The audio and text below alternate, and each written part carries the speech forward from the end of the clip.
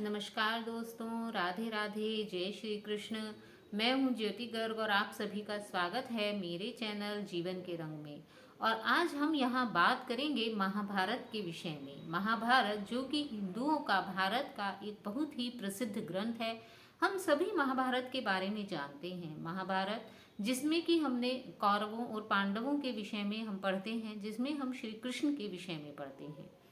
हम सभी के ने प्रायः महाभारत के बारे में कुछ न कुछ अवश्य ही सुना होगा। और मुझे ऐसा लगता है कि सभी महाभारत के विषय में, महाभारत में क्या कहानी है, महाभारत में क्या क्या उसमें कौन कौन से चरित्र हुए हैं, इन सबको जानते होंगे।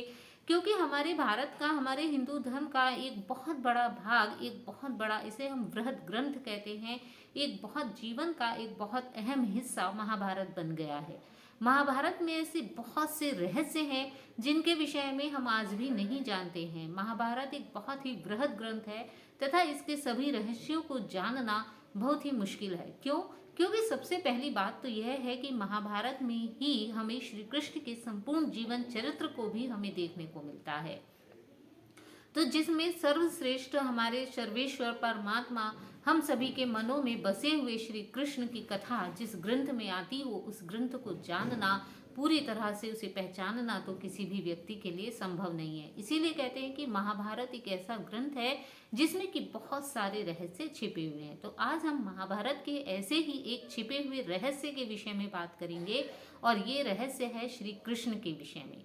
कहते हैं कि महाभारत में 3 कृष्ण थे, जबकि हम केवल एक ही कृष्ण के बारे में जानते हैं। तो आइए आज हम जानते हैं कि महाभारत में 3 कृष्ण कौन थे, जिन्हें कहा जाता है कि महाभारत में 3 कृष्ण थे। हम आज उनके विषय में जानेंगे कि वो 3 कृष्ण कौन थे। तो हम सीधी बात पर आते हैं। तो बात करते हैं सबसे पहले कृष्ण की, कि महाभारत में 3 कृष्ण कौन थे, उनमें से सर्वप्रथम कृष्ण कौन थे। हम सभी जानते हैं कि महाभारत की रचना वेद व्यास जी ने की थी, जिन्हें की वेद व्यास जी ने महाभारत की रचना की थी। और इन वेद व्यास को ही सबसे पहले कृष्ण द्वैपायन, वेद व्यास जी का असली नाम कृष्ण द्वैपायन था। वेद व्यास जी जो कि सत्यवती और ऋषि पाराशर के पुत्र थे। सत्यवती वही थी जिनका बाद में शांतनु के साथ विवाह हुआ था। कुरुवंश के राजा शांतनु के साथ उनका विवाह हुआ था। उन्हीं सत्यवती और पाराशर के प्रथम संतान वेद व्यास जी थे। कहते हैं कि इनका मूल नाम, बचपन का नाम कृष्ण द्वैपायन था। इसके विषय में हमें 2 कथाएं मिलती हैं। पहला, कहते हैं कि जब वेद व्यास जी का जन्म हुआ तब वो बहुत काले थे, और दूसरा, उनका जन्म एक द्वीप पर हुआ था, इसीलिए इन्हें कृष्ण द्वैपायन कहा जाने लगा। दूसरी कथा के अनुसार ऐसा माना जाता है कि वेद व्यास जी जैसे ही ये उत्पन्न हुए, पैदा होते ही ये युवा हो गए थे। तो और युवा होते ही ये वन में तपस्या करने के लिए चले गए थे, और वन में तपस्या करते करते ये काले हो गए, और वहां पर ये द्वैपायन नामक द्वीप पर रहने लगे, इसलिए इनका नाम कृष्ण द्वैपायन पड़ा। कहते हैं कि वेद व्यास जी का जो असली नाम था वो कृष्ण द्वैपायन था, और महाभारत के पहले कृष्ण वेद व्यास जी हैं। वेद व्यास जी की महाभारत में बहुत अहम भूमिका रही है।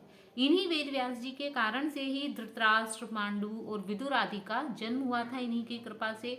और यही जब युद्ध के पश्चात, जब कुरुवंश का नाश हुआ या युद्ध होना जब आरंभ हुआ, और इन्होंने यह देख लिया था अपनी दिव्य दृष्टि से कि अब इस कुरुवंश का नाश होने वाला है, तो यही सत्यवती को और तथा बाकी लोगों को लेकर राजमहल से लेकर संन्यास दिलाने के लिए ले गए थे। इन्होंने ही बाद में महाभारत की रचना की, और इन्होंने ही जो संजय को दिव्य दृष्टि इन्होंने ही प्रदान की, जिसके कारण धृतराष्ट्र ने अपने महल में बैठकर ही संपूर्ण रामायण को लाइव देखा था। उसको अपनी आंखों से ही संजय के द्वारा जो देखा था धृतराष्ट्र ने, उस दिव्य दृष्टि को इन्हीं वेद व्यास जी ने उन्हें प्रदान की थी। और इसी के साथ कहते हैं कि इन्होंने बहुत सारे ग्रंथों की, पुराणों की रचना की थी, और उसके पश्चात इन्होंने वेदों का विभाग किया। इसके कारण से इनका नाम वेद व्यास पड़ा। बाद में इन्हें लोगों ने कृष्ण द्वैपायन नाम से, इनकी पहचान जो थी वो हमारे भौतिक संसार में धूमिल हो गई, और इनका नाम वेद व्यास के नाम से ये प्रसिद्ध हो गए। तो ऐसे थे हमारे पहले कृष्ण वेद व्यास जी, जिन्हें आज हम वेद व्यास के नाम से जानते हैं। और ये भी कहते हैं इनके विषय में कि जो 8 चिरंजीवी लोग जो महाभारत में बताए जाते हैं उनमें एक नाम वेद व्यास का भी है।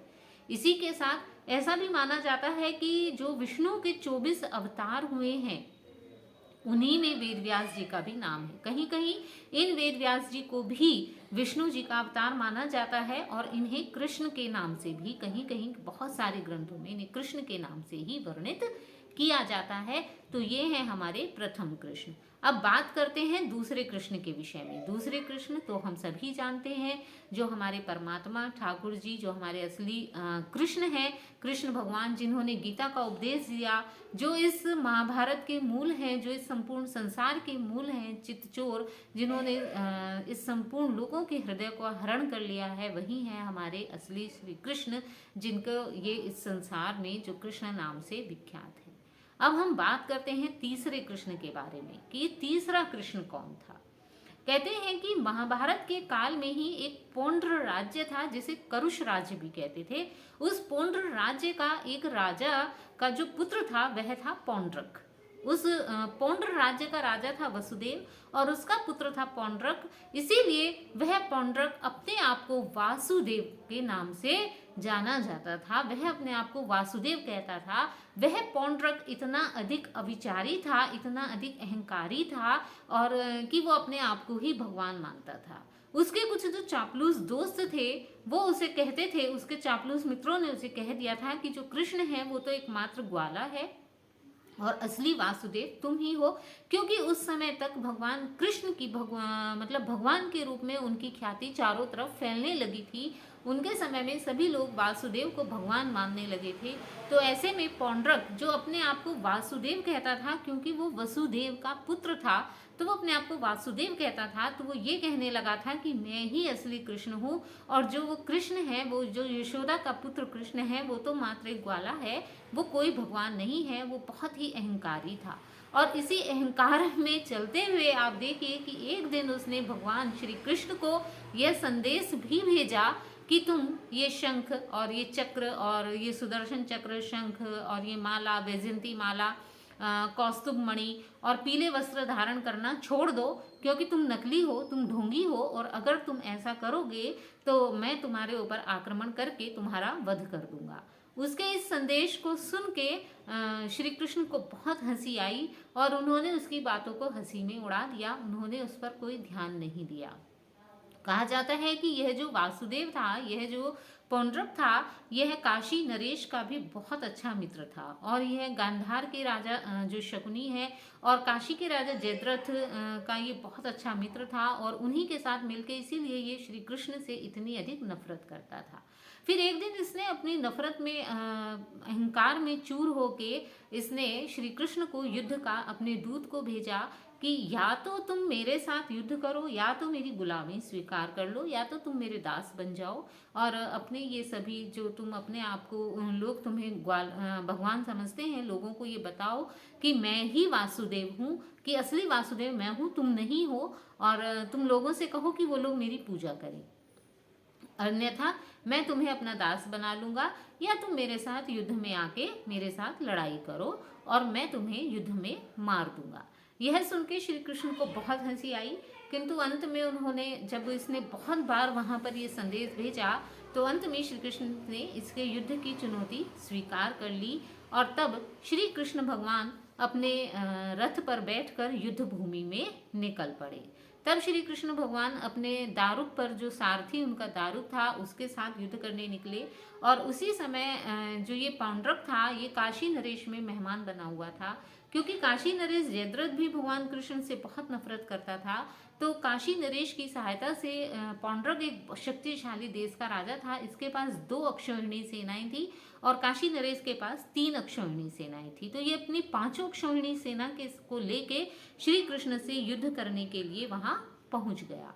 तब जब श्री कृष्ण ने पहली बार युद्ध स्थल में श्री कृष्ण ने इसे देखा था, पहली बार उन्होंने जब इसे देखा तो उन्होंने देखा कि इसने जो था नकली चक्र इसने धारण किया हुआ था, और गदा चक्र पीताम्बर, इसने भगवान श्री कृष्ण की तरह ही पीताम्बर पहना हुआ था। गले में वैजयंती पुष्पों की इसकी माला थी। शारंग धनुष इसने हाथ में लिए हुए था, और इसके ने अपने वक्ष पर नकली श्री वत्स का निशान भी बनाया हुआ था। उसी तरह इसने अपने गले में कौस्तुभ मणियों की माला भी पहनी हुई थी।